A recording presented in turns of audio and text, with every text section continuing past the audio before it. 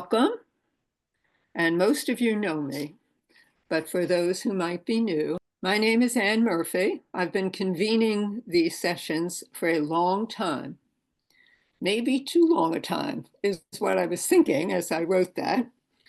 And on behalf of the Northern Virginia chapter of the Virginia Interfaith Center for Public Policy. So by the way, I'm happy to turn that gavel over. And if any of you would like to join the planning team, you would be welcomed, I can assure you, and you can let Sheila know, or you can let me know. So let's just center ourselves for where we're at tonight. We gather in this circle of care, advocates for justice, to learn together, to join our hearts and lift our minds for the greater good of humanity, and to act on behalf of the human community, especially those whose voices are muted in this Commonwealth of Virginia. And in our heart and mind action, let us remember those whose shoulders we stand on and those whose land we occupy. The Piscataway and Pamunkey, the Mattaponiant, the Nanjameek, the Anacostank, and the Toxahent tribes, and the enslaved people of color who built much of Northern Virginia. So I call for a moment of silence for the weak and the oppressed, for ourselves, and for our country.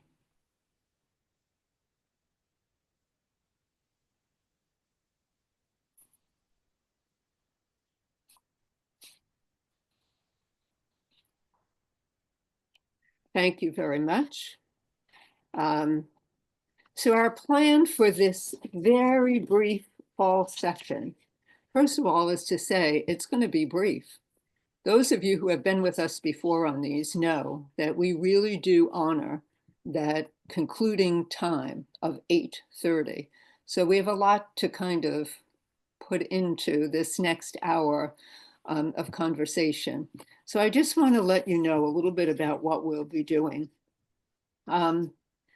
So first, I'm going to try, I should say, to provide a strategic overview since our esteemed executive director, Dr. Lakeisha Cook, who many of you have already met, but she was unable to join us tonight.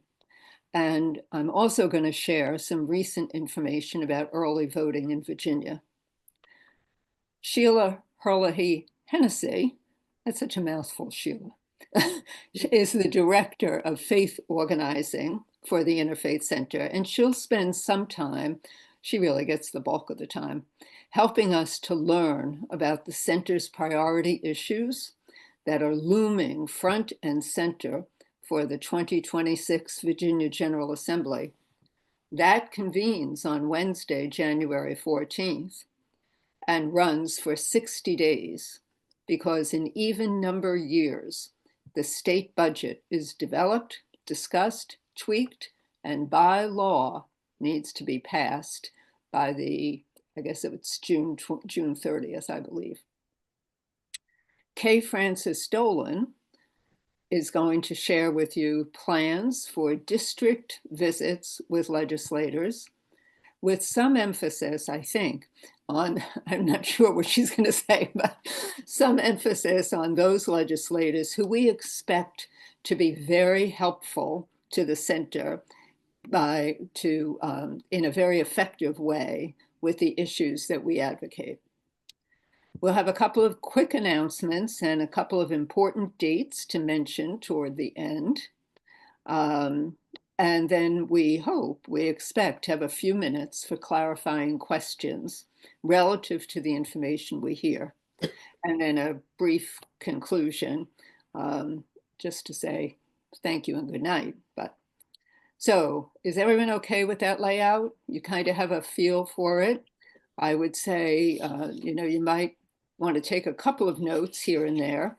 And I would also say that if you have a piercing question, particularly about the topic and about what we're talking about, feel free to put it in the chat.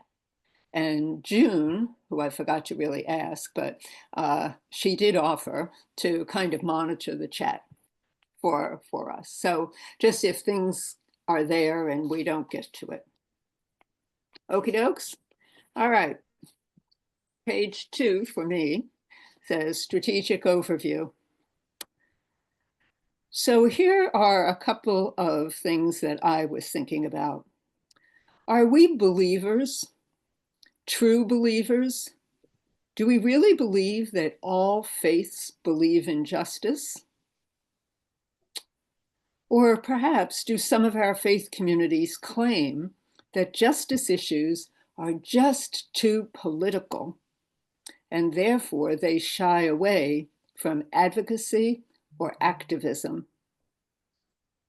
So let's think about who is it in our circles that are doing the justice work. Now, today we claim to be an advocate for justice. We're facing some really strong political headwinds. And that suggests to me that this is an important time for us to be engaged in this work. The need for justice never stands still. So that calls us, each of us, to increase our persistence level and to find ways to be resilient. Persistence plus resilience underpins the Virginia Interfaith Center's work. After all, VICPP has been doing advocacy for justice for 40 or so years. It is persistent and it's resilient. I think a key to the center's success in building a reputation for effective advocacy is wrapped up in the word relationship. Relationship is the critical component to all of the advocacy work that we do. So all of us, the Interfaith Center's colleagues, are building relationships with state elected legislators and their administrative staff throughout the Commonwealth, not just in Northern Virginia. We do not discriminate based on D's or R's. That capital letter D and capital letter R. The center is nonpartisan. The center is issue focused. And to be engaged with that, we need to be curious. So we listen intently and respectfully to the cry of all Virginians. We listen to their stories of struggle so that we can discern the most important issues and build our center's advocacy around those issues, and identify the key people in Richmond who can help us achieve the justice that we advocate. So I hope that sets the table for Sheila to do a somewhat deeper dive into the 2026 priority issues that will challenge our persistence and our resilience to be effective advocates for justice. So just a quick summary note about the last few days leading up to Tuesday, November 4th, Election Day, 2025. So regarding getting out the vote, June commented earlier, and I'll just ditto that by saying, well, I left my "I voted in Arlington" sticker in the car, which doesn't do anybody any good. Should be on me, I suppose. June couldn't find hers or forgot it, and she was going to go back to her polling place and see if she could get another one. But I thought this was some interesting numbers. In Virginia, the center has succeeded this year in getting 98 congregations to sign and commit to be a 100% voting congregation. So I think that, yeah, right, yeah, big clap on that one.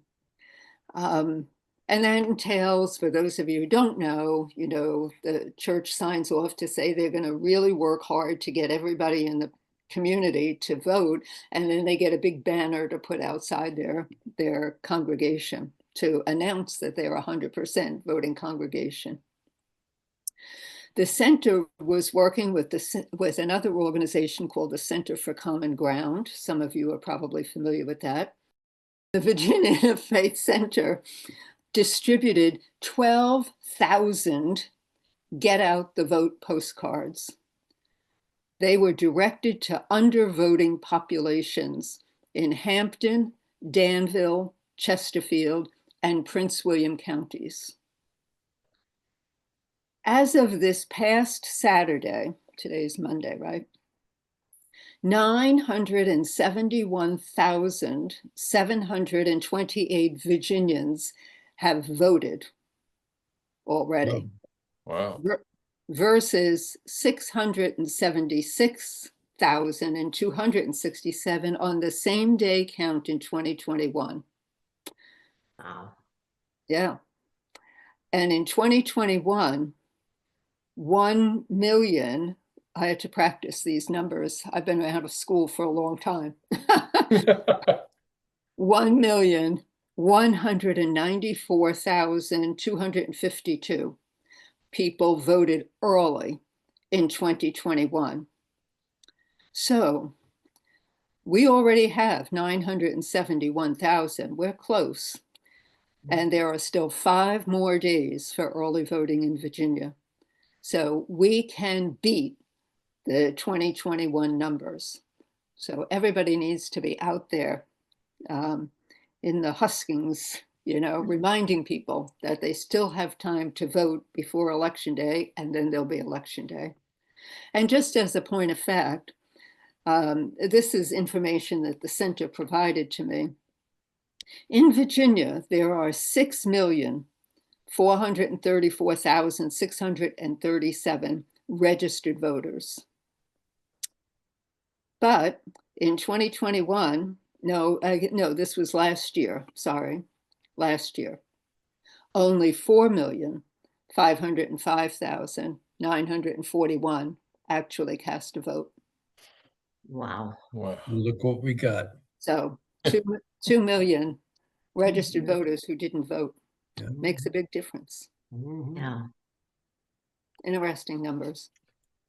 So on that note, Sheila Herlihy Hennessy, tell us what we're going to be working on this coming year. We need to know. Absolutely. Thank you, Anne. And thank you for framing this in the context of the election. There's just so much writing on this election, and that's true every single year. But I tell everyone I know that I love working at the state level. Because at the federal level, you can feel like you're beating your head against a wall, but Virginia is truly purple. And I have honestly seen elected officials cross party lines to vote for something they believe in.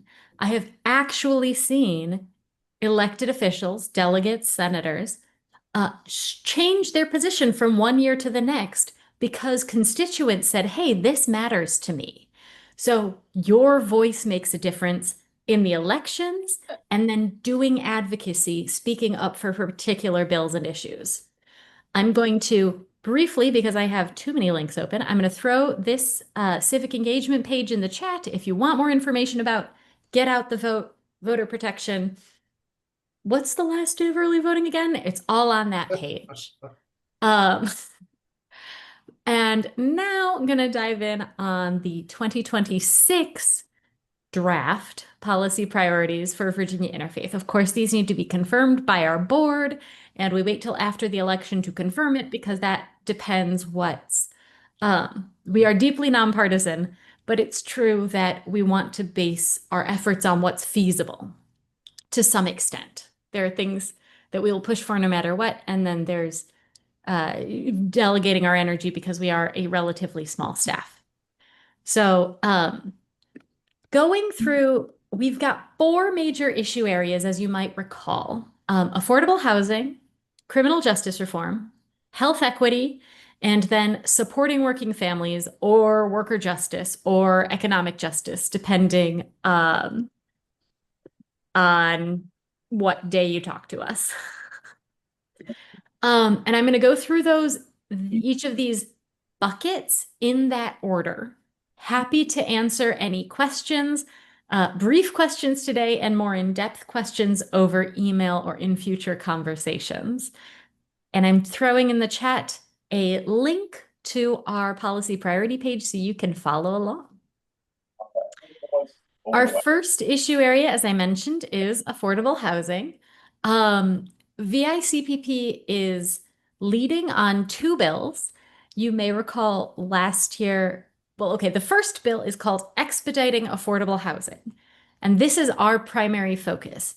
It allows localities, that's to say cities, counties, and towns, to create a streamlined rezoning process for increased residential density for people who are building affordable housing.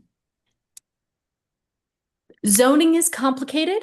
It takes anywhere between 3 months and 3 years, and it costs anywhere between $10,000 to several $100,000, depending on which locality you're based in. And you could get all the way through that process and on the very last day be told, no, you don't get permission to build.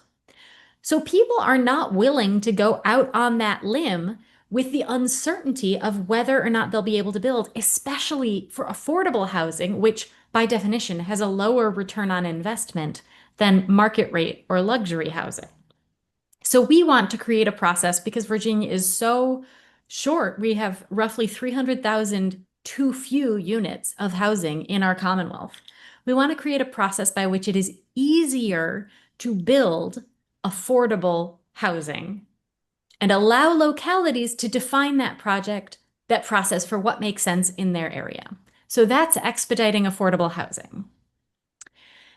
The other bill that is similar to housing work we've done in the past is Yes in God's Backyard. This is a statewide, by right, automatic multifamily residential zone for any land owned by a faith community or other nonprofit that's exempt from property taxes. Most of them are faith communities.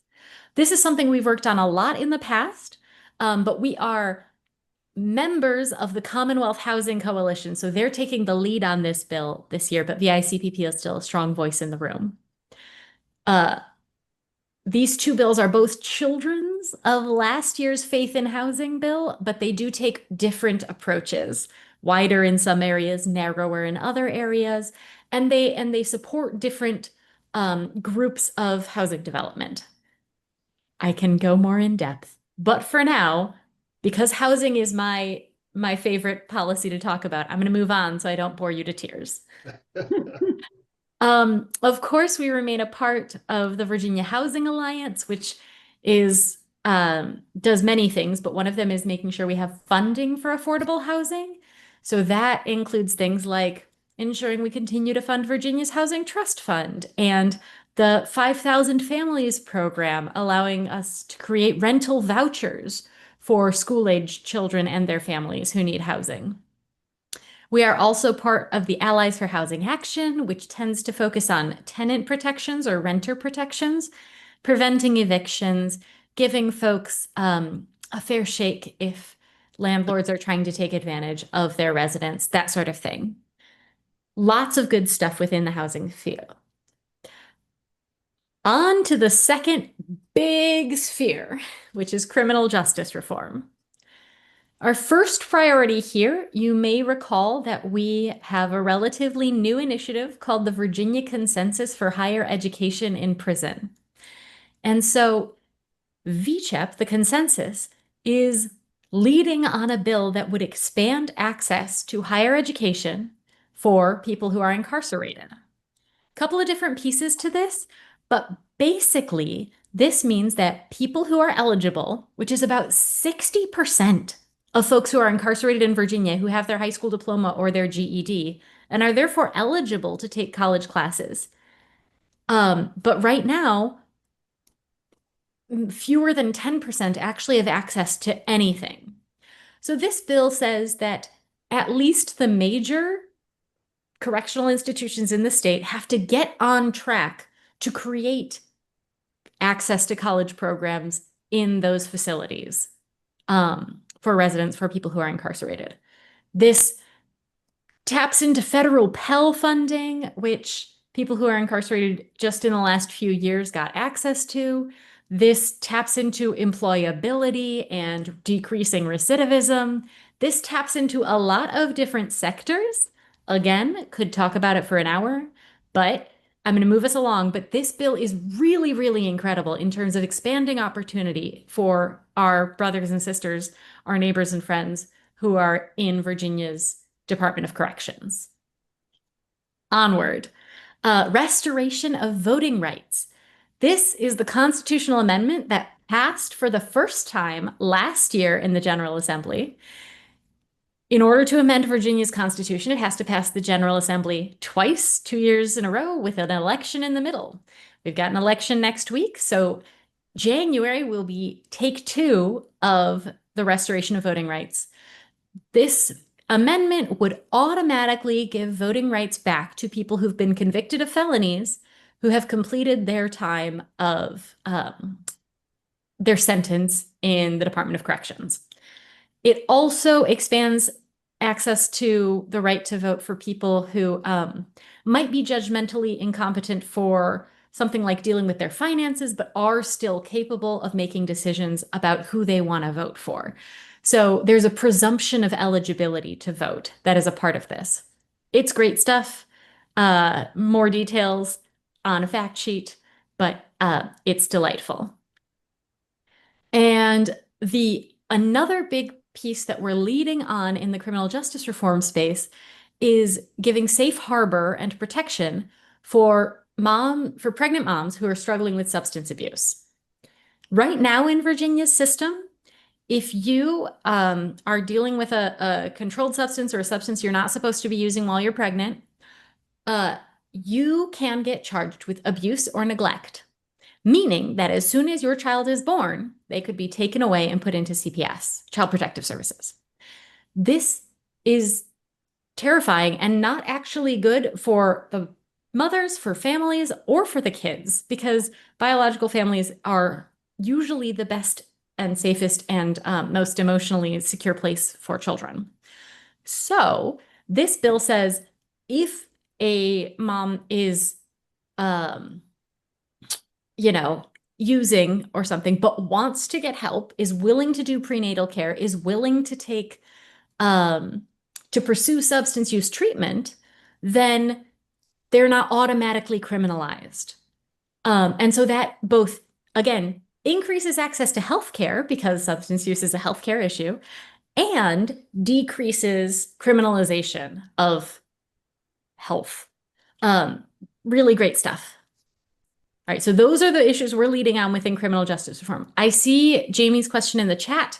How is higher ed and prison different from what passed last year? So last year, the thing that passed the General Assembly with very strong bipartisan support was a bill that said we should study higher education. We should study the education system in Virginia's prisons.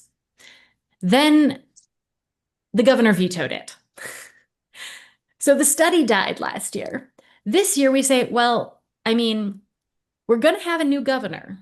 We don't know who the new governor will be, but it definitely will not be Governor Youngkin. So we're going to go full steam ahead with a much more robust bill that actually moves the needle because we already know it's a need. We don't need to study this to find out that it's a need. So it's in that way, the bill is different, but also last year's bill did not go into law. All right, that's criminal justice reform. I'm seeing some head nods. Bucket number 3 is health equity. You may recall Virginia Interfaith has been leading the work on reducing unconscious bias for years now. And we are still working. Again, that bill passed with strong bipartisan support last year and was vetoed by the governor. We are hopeful that this year the bill will pass with strong bipartisan support and be signed into law by whatever governor is in office. But the idea is to require training on unconscious or implicit bias for medical professionals, especially those dealing with perinatal care, um, care for pregnant moms, care for newborn babies, etc., because that's such a clear disparity in terms of racial equity. Additionally, within the health equity field, we're expanding access to midwives by making sure that midwives can be covered by Medicaid. This means both that if you live 75 miles from the nearest labor and delivery center, but there's a midwife in town, and you have Medicaid coverage, you can get your, your health care during birth in town as opposed to having to travel. So it expands access to a rural healthcare demographic. It also makes midwives more accessible to families with lower incomes. It's generally a great thing. And finally, within the healthcare field is to increase access to nurses in schools. This bill is actually not a bill, it's a budget amendment, says that instead of simply focusing, currently there are schools that are called who have at-risk add-on funding. So there are some schools that are considered at risk. They have some demographic specialization that's in a formula in Virginia code, and they get additional funding for things like school counselors, mental health services, etc. This budget amendment says you could also use those funds to get a nurse in the school, because if you've got that kind of high-risk situation, it's possible that a mental health provider is the need, but it's also possible that a physical health provider would be very useful. So just increasing that flexibility. That's the health equity field. Again, within this sphere, as well as criminal justice reform, we'll be supporting coalition partners on a number of bills, but we haven't quite figured out all the logistics of those. So we'll keep you in the loop as we finalize them. Okay, seeing head nods. Moving on to economic justice / supporting working families. Once again, the long fought fight for paid sick days continues. We want to see every single worker in Virginia have access to paid time off, so people are not having to choose between going to work sick and not being able to afford their groceries. And so we want to see this minimum of 5 paid sick days earned on an accruing basis for all workers in Virginia. We've got great patrons. We're looking forward to it. We are hopeful that this can actually come through this year.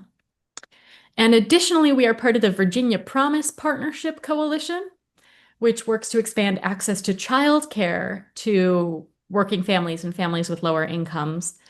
That will likely be an identification of that's likely going to be a very technical bill and/or budget amendment around a formula of how childcare funding gets supplied, but it will help expand access to childcare. So we are excited about that and glad to be partnering there.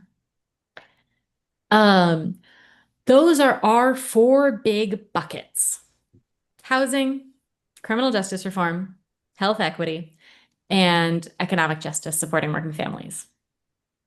Now, there are things beyond those buckets. Additionally, you may have heard about the federal budget amendment. No, the federal budget bill, the big one. That some people think is pretty, which that, of course, affects every single state in the US, every single Commonwealth, which includes Virginia. So there are a number of questions that remain open right now. Of course, Virginia Interfaith wants to make sure that Virginians have access to healthcare, to Medicaid, to expanded Medicaid. We were huge advocates in getting Medicaid expansion in the first place 8 years ago now. That said, we don't quite know what those conversations look like yet. Currently, the federal government is shut down. They don't have a functional budget. Part of the negotiations have been around whether they might kick the can down the road on SNAP cuts, on Medicaid cuts, on insurance rate hikes, etc., that would change the conversation in Virginia's General Assembly.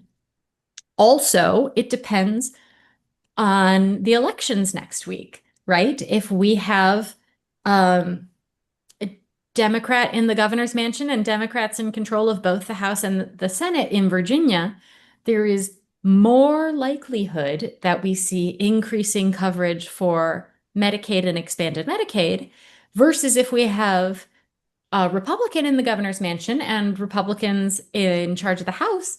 That would change the dynamic in terms of what Virginia's budget would fund. So we are a part of those conversations and very grateful. I personally am very grateful that I do not need to know all of the ins and outs, but we are continuing in the loop, mostly led by the Commonwealth Institute for Fiscal Analysis, and we will be encouraging those benefits to continue. Additionally, so though that will likely be a primarily budget conversation, but of course, this is the big budget year, so we have the budget conversation. Additionally, another federal issue that has loomed large in Virginia is welcoming immigrants and immigrant rights. So again, Virginia Interfaith is part of the Virginia Coalition for Immigrant Rights, BASIR, and we will be supporting all of their priority issues. There are two bills we are likely to see on that front. One that would discourage collaboration with ICE, Immigration and Customs Enforcement, through 287G agreements. Another thing I can talk your ear off about.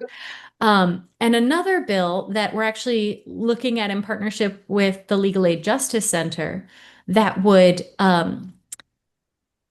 forbid immigration enforcement within houses of worship. Essentially, you might be aware that the current president threw away a memo that told ICE not to enforce immigrant detainers inside houses of worship, healthcare facilities, and schools. This bill could potentially bring back that protection for civil immigration enforcement. Again, we're in the early stages. We don't know exactly what that looks like, but those are some possibilities on immigration. And there's so many other things that we care about, but we are only a relatively small staff of 10 people. So, and in terms of who's up at the GA, we're 4 or 5. So we are doing our very best to keep our fingers on the pulse of these important issues, but we don't know exactly. But in terms of what we're leading on, you've gotten a more in-depth view, and we will keep you in the loop about some of these other ones that we will be supporting. Thank you, Sheila. I'll tell you, here's some of what I heard was the persistence and the resilience of the Virginia Interfaith Center. Doing these, going back year after year after year, those of you who have been with us for a while know that every day for all people, we're talking about paid sick leave. And not too long ago, every day for all people, we were begging for Medicaid expansion. It took us 5 years of begging to finally get the state of Virginia, the Commonwealth of Virginia, to care about the Commonwealth of Virginians, and particularly for their health needs. So just an example of persistence and resilience. Anyway, and not to mention Sheila's last couple of points, I mentioned early on the political headwinds that we are all like plunging into over the next little bit of time. So I think we heard quite a bit. It's time for us to hope that Kay Francis Dolan's Comcast will be stable, because it's been very off and on, because she has a lot to share with us, and we will have a lot to share with her eventually on on the district visits with our legislators, Sheila really did set the table with the issues, and we rely on all of you to click on those links and download some of that information on their priority sheets to familiarize yourself even further with what the center is working on, and to stay tuned into that. I'll talk more about that later. Okay, Frances, you are up. Thanks, Anne. And many of you already know that we try to do district legislator meetings in November and December every year. Our area encompasses a lot of legislators. We have 9 state senators and 19 state delegates. And we're in an area where all of our legislators support justice. They don't always support every single bill, but we have a very friendly group to meet with. And while we expect to meet with all 28 senators and delegates at Day for All People in January, we found it to be pretty advantageous to meet with as many of them as we can prior to the General Assembly kicking off in January. There are a lot of reasons for this. Jamie just told me to turn off my camera. Okay. So hopefully that will help. But some of the advantages of periodically meeting with our legislators just has to do with the familiarity that they can get with our issues, and they can get with us and us with them. And it's really a pleasure at Day for All People when you show up in the legislator's office and you're able to say, you probably remember when we met with you in November that we talked about these things. For the legislator, it also is an advantage because they want to be responsive to constituents. And any of you who have been to Day for All People know that it is a madhouse on that day. Sometimes we're meeting with very capable and loyal staff because the legislators are in various hearings. So by teeing up these issues in the fall and very, very early winter, we're also helping our legislators to get an idea and a preview of what are some of the really important justice issues. Meetings, as any of you who have been in them know, can be by Zoom or in person. And they typically last 20 to 30 minutes. We had a couple out in the Reston area last year and the year before that I think were close to 2 hours long. People were meeting in person at a coffee shop and just had a wonderful time. So you never know. Because all of our senators are going to continue to be our senators, I think you all know that none of them are on the ballot right now. We're going to start by trying to set up meetings with the senators. And pretty much all of our senators, all 9 of them, can play some pretty key roles in various legislative issues. Several of them have a lot of seniority and some leadership roles. So we'll be sending out emails to everybody who's on the VICPP database for Northern Virginia. And we'll send them out by district. So we'll ask basically who would like to attend a meeting with Senator so-and-so when we're able to set it up.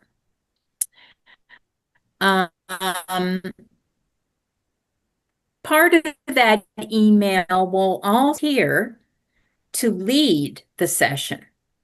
And I'll talk in a minute about what leading a session involves. Meeting leaders then contact the senator's office to set up a meeting, and they work with everyone else in the district who's volunteered to us to attend that session. They generally meet probably via Zoom, sometimes via email in advance to briefly organize the discussion. When we meet with senators or later with delegates, we don't necessarily discuss every issue, but we try to hit as many as we can. And the leaders will usually ask who would like to volunteer to cover maternal health care or affordable housing. The leader is also responsible for preparing or providing a brief summary of the meeting. And we forward that on to Sheila and the folks in Richmond. So what generally happens at a meeting? I think the idea of having a meeting, if you haven't done one before, can seem pretty stressful, but they're actually pretty pleasant. And remember that our senators and delegates really do want to be responsive to constituents. And the meetings are informing them about the key themes, the things that this group of constituents is interested in. And as I said before, it also helps to tee up for them what are the issues they're going to hear more about later. One of the things I've learned from some of the seminars that VICPP does at Day for All People is the value of personal stories and their connections to the legislation. Probably, I think there's a story that some of you know, I know Sheila does, about how successful it was when a young mother testify in a hearing on maternal health care, how impactful that was. And then finally, in the meeting, we will ask, what kind of support would you like from VICPP? Is there anything we can do for you in any of the areas we've discussed or in other areas? So I will say, if any of you are already willing to serve as leads for your state senator or delegate, and I see a few leaders from the past on this Zoom call, please let me know. But you'll also have an opportunity to volunteer when you get an email about setting up a meeting with your delegate or senator. So I think in closing, we really encourage all of you to make yourselves available for these meetings over the next couple of months. They really are important to making progress, and they can be pretty enjoyable. So one of the go ahead. I was going to say, one of the things that I heard, just to amplify your comments, is the importance of that one of the key factors of setting up and participating in a small group meeting in a district office when the legislators are not so swamped with other meetings going on, that it helps to cement a relationship that you personally have with your elected official. And so those relationships, it's built on those relationships that legislators really start to listen to your ask It's about that. The other thing that I would also just chime in on here is that sometimes the word leader can be, it's not really off-putting, but it's just like, oi, I don't think I can be a leader of a meeting. You know, that the role of that person is really much more, as I think, is as a facilitator for the conversation and for the discussion that you have with the legislator. And then the final thing that I'll say, and then I do hope a couple of people will chime in, we do have a couple of minutes. I think it's critical for all of us to remember that these elected members of the General Assembly, senators or delegates, work for us. Thank you. We are their employer, basically. They're there because they were voted to be there by the people, or the majority of the people who cast the votes. So it doesn't hurt periodically, if necessary, to use that comment with a legislator.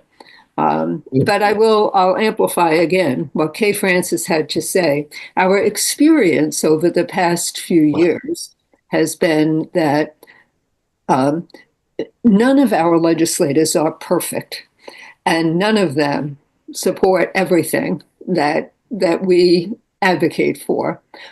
But most of them are pretty darn good, and they're pretty good listeners, and they pay attention, which is partly why they continue to be elected, because they seem to be doing a pretty good job. In any case, I just to remind you of that. I think Ed, you have a question or a comment? You have to Just unmute. a quick comment that actually to support what Ann was saying, because that was perfect. The only thing I would add to that is to remember these are part-time legislators. They don't make a lot of money. So to what Ann was saying, they are looking for, well, one last thing. I used to work for the Department of Defense, working state legislation. They don't have the staff to write legislation, so they were always looking for ideas and things. So most of them really do want our input, right? Enough said. Thank you, Ann. Thanks, Ed. Thank you. Anybody else with a quick question? Yes. Question. When will these be tied to legislative House bills and Senate bills so we can advocate for SB 223, HB 330? That's Sheila's question. That's a Sheila question. Where is she? We will not have the bill numbers There you are. in time for the fall meetings. Usually those do not go live until January. However, we'll have most of the patrons, and at least on staff, we'll have a decent sense of what committee things are going to. So we are happy to give you more directed guidance, and we'll have fact sheets as well. Yeah, as long as you can push, as soon as you are comfortable with what you've got, if you could push that out to us, that gives us much, because that's the first thing they're going to ask.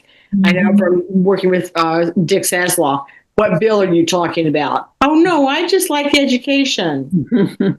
So in the scriptures, like that widow who kept going back to that judge for a just decision, we are persistent. I'd like to just make a couple of quick announcements, and then we can come back if there's any other clarification that anybody needs. Just to remind everybody again about the voting.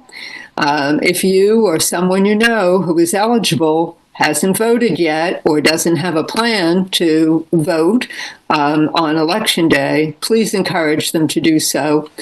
Earlier is better. So most of the early voting sites are open almost all of this week, I think, and then on Saturday, I believe. And I think that's the last day. Okay, we mentioned Day for All People. So get out your calendar now or your pen and pencil, pen and paper, and mark your note January 21st. It's a Wednesday. If you're employed, I always suggest, I did this for many years while I was employed, I always asked for the day off. So January 21st, and registration for this awesome day of advocacy and a great experience is open now at the Virginia Interfaith Center's website. So if you go on that, virginiainterfaithcenter.org, registration is open for Day for All People. Now, I know that several of you United Methodist folk, for some, and there might be others, have your own lobby day, advocacy day in Richmond. So we do understand, but you can come both times because that cements the relationship even better. But please try, if you've never been down to Richmond during the session, it's really fascinating. Then another date for you to write down. This is way in the future. April 26th. It's a Sunday in 2026. April 26th in 2026. There is a huge treat in store for Virginia Interfaith Center folks, supporters, members, whatever, etc. We are going to have an incredible event planned. We're meeting to begin that planning for a gathering. It'll be at the Virginia Theological Seminary on Seminary Road in Alexandria. Some of you may have been to our first big one last year. If you missed it, I'm sorry. You'll have a chance again this year. So mark your calendar while we await more detail. And we probably won't have that detail until the early part of 2026, but you can write it on your calendar right now, Sunday, April 26th. Okay, clarifying questions. June, is there anything? I don't see anything in that we haven't answered. But right now, if anybody has something, speak up. Well, we must have done an awfully good job then, right? No questions, but just a couple thank yous for Anne and Kay Francis and Sheila for all the information provided tonight. Thank you. Oh, you're welcome. And I'm here to say thank you to all of you. A reminder that every Wednesday, Reverend Dr. Lakeisha Cook, our esteemed executive director, issues a newsletter called Weekly Roundup. Watch for it in your email box. And because you're all on this session, believe me, we have your email and you'll be hearing from us. So Weekly Roundup every Wednesday. It's one of the best ways to stay really briefed, if you will, in a very quick, short kind of read. Second item, I always like to remind people, the Virginia Interfaith Center for Public Policy is a 501c3 not-for-profit organization.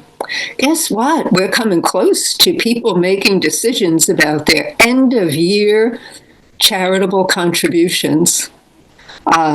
So please do not forget the Virginia Interfaith Center for Public Policy, either from your surplus or from your necessaries. And if you are old like me, you might have an IRA account that requires you to have a required minimum distribution. You might take a little piece of that. It's very tax advantageous, and share it with the Virginia Interfaith Center for Public Policy. So thank you, as always, those of you who have been with us on these sessions previously. They always seem a little bit rushed. There never seems to be quite enough time to cover everything, but My clock, my iPhone says it's 8:28. We're 2 minutes early, closing out.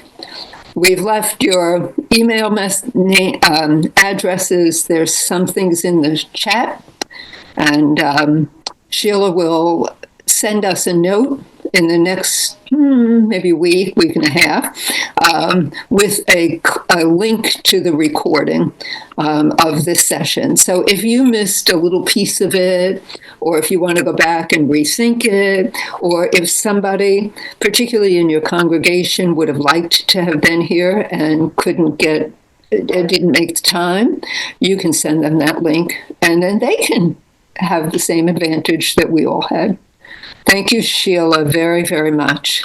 And thank you, Kay Francis. Thank you, June. Thank you to all of you for being here and for caring about our sisters and brothers and others throughout the Commonwealth of Virginia. We have a lot of work to do. It's time for us to roll up our sleeves. So take care. Enjoy. Bye-bye. Thank you, Ann. Thank you, Ann. Thank you. Bye-bye.